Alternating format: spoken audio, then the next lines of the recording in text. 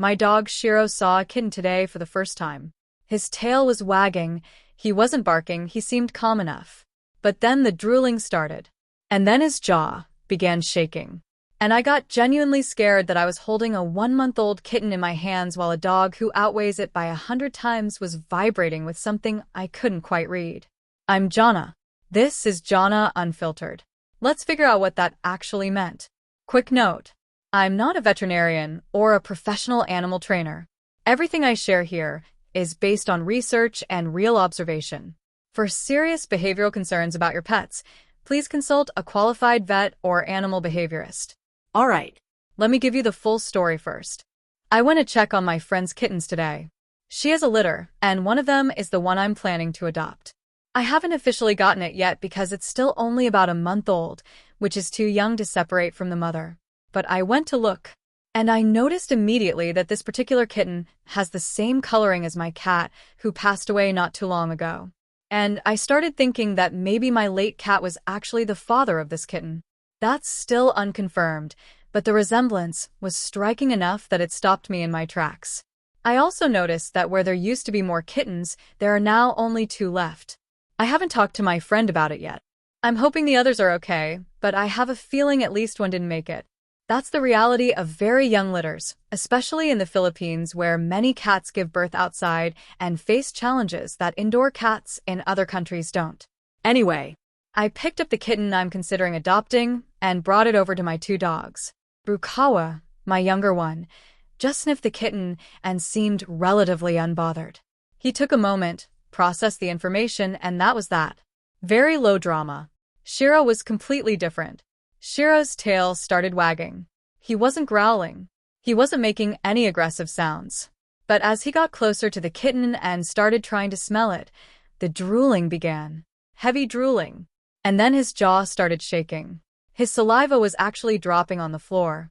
He looked like he was vibrating with something intense, and I genuinely couldn't tell in that moment whether what I was seeing was excitement or predatory instinct or both at the same time.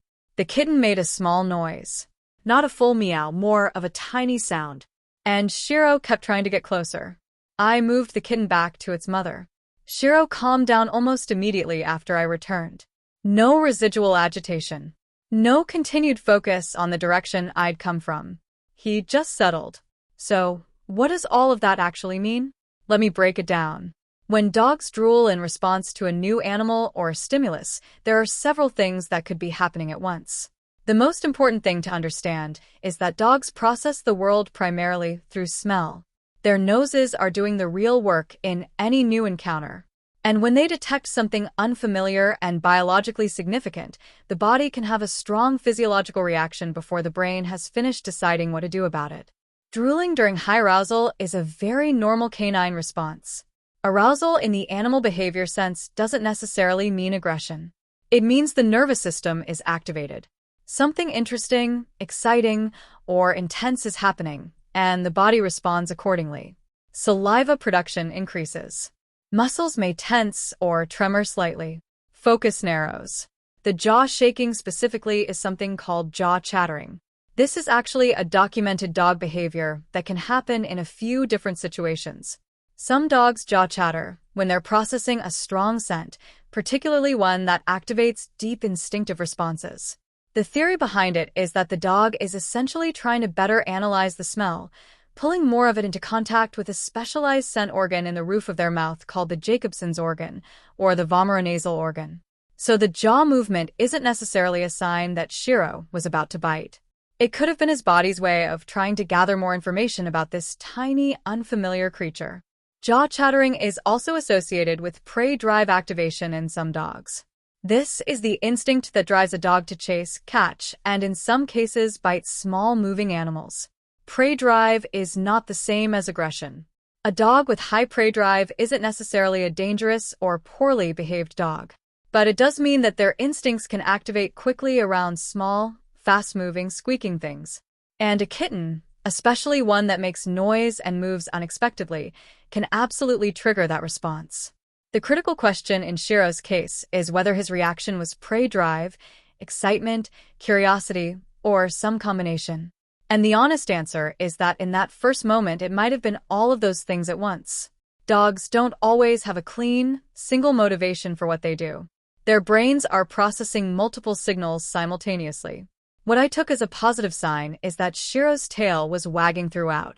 Tail wagging doesn't automatically mean a dog is friendly or safe in every context, but combined with the absence of growling, the lack of stiff body posture, and the fact that he calmed down immediately after the kitten was removed, it suggests that whatever was happening wasn't purely predatory. A dog in full prey mode doesn't usually just settle back down calmly the moment the trigger is gone. Rukawa's response is also worth noting. He's younger, more easygoing by temperament, and seems to have a lower threshold for arousal around new things. He sniffed and moved on. That's actually a really good foundation for introducing him to a kitten over time. Now let me talk about what this means for the introduction process, because I do eventually need these two dogs and this kitten to coexist in my room. The first thing that matters is patience. Introducing a dog and a cat, especially when one is a puppy or a very young kitten, is not a one-day process. It's a series of small, controlled exposures that happen over days or weeks until both animals have had enough experience with each other to lower their stress levels. The method that generally works best is scent introduction.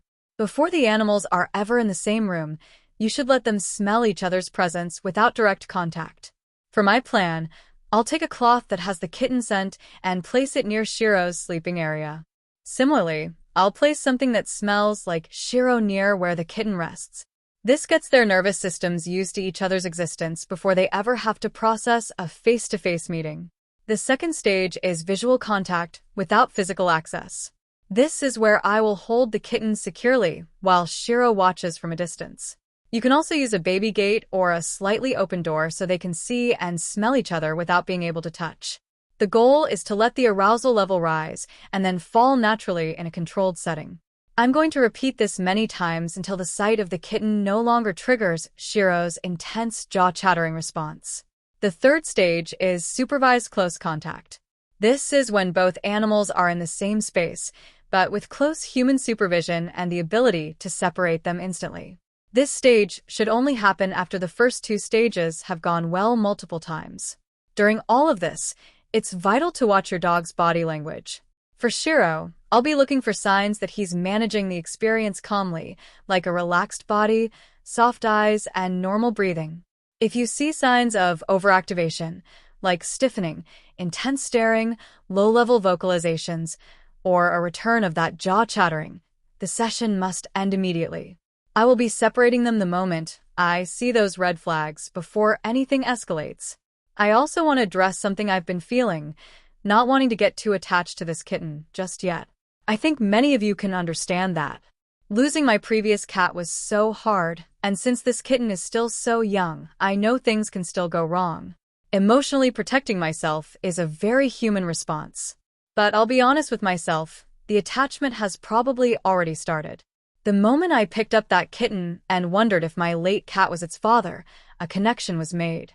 The fact that I went to check on it, that I held it, and that I already have a name in mind, those are all signs that the bond is forming whether I planned it or not. And I've realized that's okay. Caring doesn't have to be all or nothing. One more thing. I'm still trying to figure out the kitten's sex, and I just can't tell yet.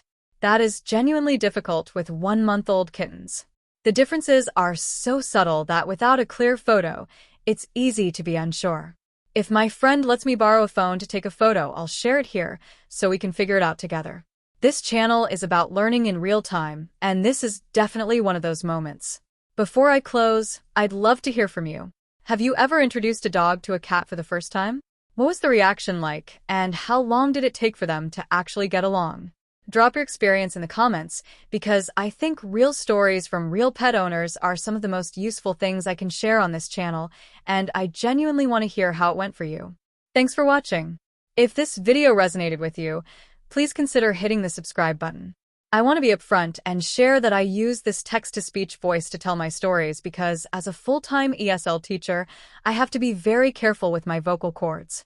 Managing vocal nodules means I have to save my voice for my students, but I didn't want that to stop me from sharing these unfiltered thoughts with you. I'm Jhonna, And I'm currently working toward my goal of 1,000 subscribers, so I can finally monetize this channel and turn this passion into a sustainable part of my future. This is my diary of solo living here in the Philippines, and your support, whether through a comment or a sub, helps me keep this channel growing. If you would like to help out even more, you can check out the buy a treat for my pets link in the description. My dogs definitely appreciate the love. Make sure you are subscribed so you do not miss the next update. Thank you for being such an important part of this journey. I'm Jhonna, and I will see you in the next one.